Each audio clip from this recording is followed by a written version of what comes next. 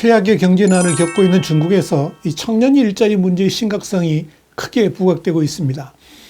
실제로 중국의 한 회사에서 신입사원 모집 공고를 냈는데 무려 120만 명이나 지원하는 사태가 벌어졌습니다. 이는 중국의 청년 일자리 문제가 얼마나 심각한 상황인지 보여주었다는 점에서 중국 내에서도 깊은 우려를 자아내고 있습니다. 이 참혹한 현실을 Y타임스가 짚어봤습니다. 지금 시작합니다. 자유아시아 방송 RFA는 현지 시간으로 지난 10일 중국 핵공업집단공사의 봄철 채용에 지원자가 넘쳐나서 네티즌들을 놀라게 했다 그러면서 중국의 국영 원자력 회사의 신입사원 채용 공고에 120만 명에 가까운 지원자가 몰렸는데 이는 중국 청년들의 일자리 사정이 얼마나 심각한지 다시 한번 깨닫게 해줬다라고 보도를 했습니다. RFA는 이어서 중국 핵공업 집단은 이번에 1730명의 신입사원을 선발할 계획이었는데 지원자 수가 무려 119만 6273명에 달했다고 웨이보가 밝혔다면서 이런 발표는 중국 당국이 경제 상황에 대해서 낙관적인 전망을 하고 있음에도 불구하고 실제 현실은 전혀 그렇지 않다는 것을 보여주는 것이고 또 제한적인 일자리를 놓고 수백만 명이 치열한 경쟁을 붙이고 있는데 이는 지금 중국의 청년 구직자들이 직면하고 있는 가혹한 현실을 그대로 드러내고 있다라고 짚었습니다. RFA는 중국 핵공업 집단은 자신의 회사에 이렇게 많은 응모자들이 모였다는 것을 자랑하려 한 듯하지만 실제 중국 내에서는 120만 명 가까운 응시자들이 모였다는 소식에 절망감을 느끼고 있다면서 심지어 이 소식을 듣고 조롱당하는 느낌이 들었다라고 울분을 토하는 네티즌도 있었고 이번에 또 소수 합격자만 그 회사에 들어갈 것이기 때문에 또다시 엄청난 수의 실패자들을 양산하게 될 것을 생각한다면 가슴이 아프다라고 말하는 이들도 있었다. 이렇게 밝혔습니다. 이 중국 핵공업 집단의 신입사원 채용에서도 나타났습니다만은 지금 중국의 청년 일자리 상황은 그야말로 심각합니다. 그럼에도 중국 당국은 전체적인 고용시장이 안정적이다라고 강변을 드러내놓고 있습니다. 중국 국가통계국이 발표한 청년 그러니까 16에서 24세의 실업률은 1월에 16.1%였고 2월에는 이보다 상승한 16.9%였습니다. 이것도 지난 2023년 6월 이후 통계 산정 방식을 바꿨음에도 그렇게 나타나고 있는 것입니다. 당시 청년 실업률은 21.3%로 최고 수치를 찍었는데 이에 당국은 돌연 실업률 발표를 중단했습니다. 그리고 그해 12월에 학생을 실업률 수치에서 제하는 방식으로 새롭게 실업률 수치를 발표했습니다. 그렇다고 새로 개선된 중국 당국의 실업률이 현실에 얼마나 부합하는지는 말들이 굉장히 많습니다. 일주일에 1시간만 알바를 해도 일자리를 가지고 있다고 판단을 합니다. 그런 식으로 계산했음에도 청년 실업률이 계속 상승하고 있다는 것을 유의할 필요가 있습니다. 특히 코로나19 팬데믹 이전인 2019년 중국의 청년 실업률은 평균 11.9%였다는 점을 감안한다면 지금의 청년 실업률이 얼마나 심각한 상황인지 알 수 있을 겁니다.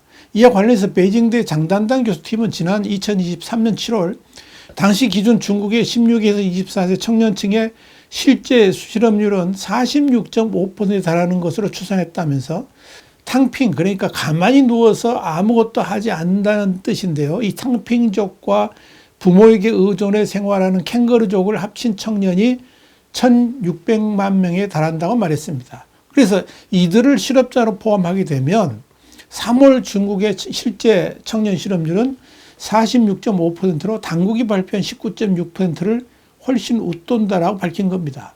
이 장단단 교수팀의 실업률 통계가 상당히 신뢰성이 있는 것은 국가통계국의 발표를 봐도 확인해 볼 수가 있습니다. 장 교수팀이 중국 내 청년 실업률이 46.5%에 달한다고 발표할 당시 중국의 국가통계국은 청년 실업 상황을 설명하면서 중국의 16에서 24세 청년 인구는 총 9,600만 명이고 이 중 3,200만 명이 노동인구이고 6,400만 명은 비노동인구라고 밝혔습니다. 그러면서 비노동인구 가운데 4,800만 명은 학업 중인 학생이고 1,600만 명은 탕핑족이나 캥거루족 등 취업할 의지가 없는 사람들이라고 설명했습니다.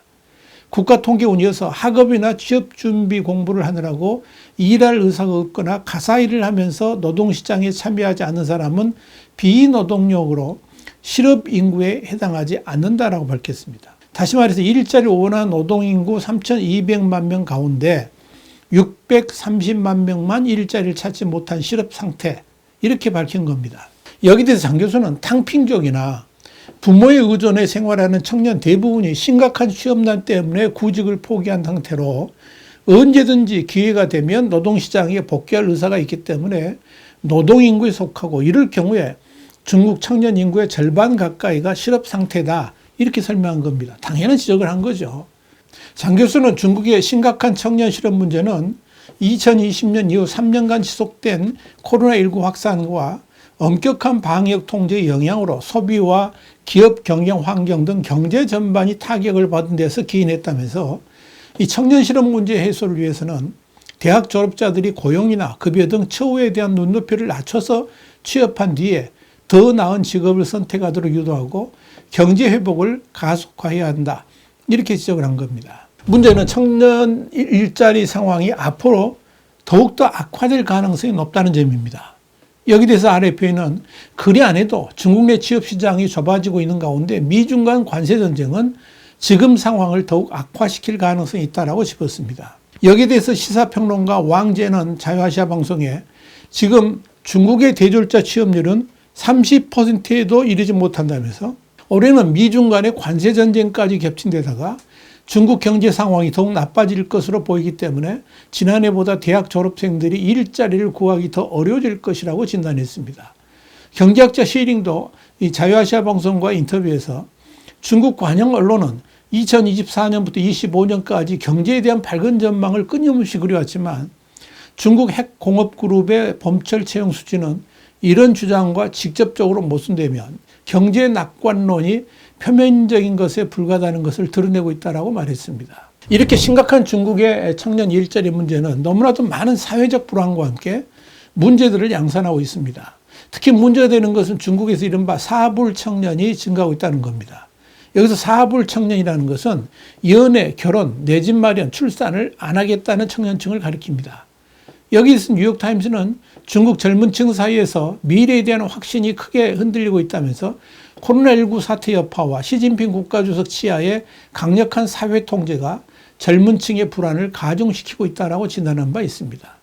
이렇게 중국의 청년들이 일자리를 찾는 것이 어려워지자 석박사 학위를 취득한 이들이 식당 직원이나 비정규직으로 일하는 오버스펙, 그러니까 해당 직업에 비해서 자격 초과를 보이는 사람들 말하는 거죠. 이 오버스펙이 흔하게 일어나고 있습니다.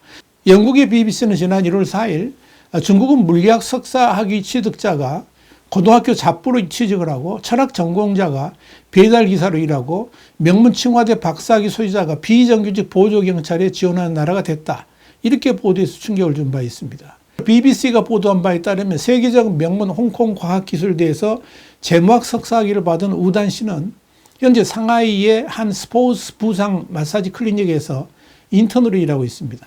우 씨는 홍콩 거주 당시 선물 거래 회사에서 재직한 적도 있었지만 상하이에 돌아온 뒤에 원하는 일자리가 없어서 육체 노동을 선택했습니다. 우 씨는 석사 과정 동창 중에서 일자리를 구한 사람은 극소수다, 이렇게 말을 했습니다. 이와 관련해서 홍콩 시립대 장진 교수는 중국 본토의 구직 상황이 매우 어려워서 많은 젊은이가 기대치를 완전히 재조정해야 한다고 생각한다, 이렇게 밝혔습니다. 이런 가운데 중국 국유기업들이 간부의 자녀나 친인척들을 채용하고 자리를 대물림하는 이른바 근친번식 관행이 여전히 성행하는 것으로 나타나서 충격을 주고 있습니다. 이와 관련 현지 매체인 중국 경제망은 산둥 등 여러 지역의 연초, 그러니까 담배 전매국은 최근 올해 대학생 졸업생 채용 공고를 내면서 친족 채용 회피 규정을 발표했다면서 채용에 나서는 조직의 간부와 그 배우자의 직계 혈족이나 3대 이내 반기 혈족, 가까운 인척은 응시할 수 없도록 한 것이다, 이렇게 보도한 바 있습니다.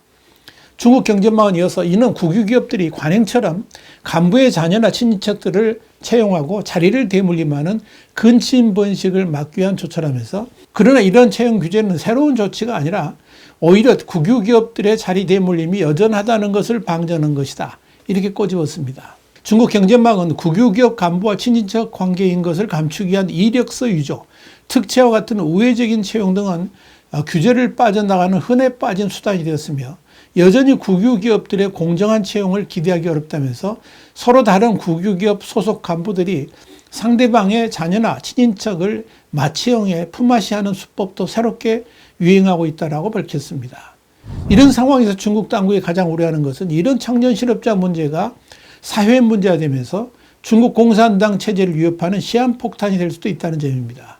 애국주의, 민족주의 교육을 받고 자라나 중국 공산당의 최대 지지층이 된 주링허, 그러니까 1990년대 출생자죠. 그리고 2000년대 출생자인 링링허우가 경제 위기 앞에 급격히 달라질 수 있다는 의미입니다.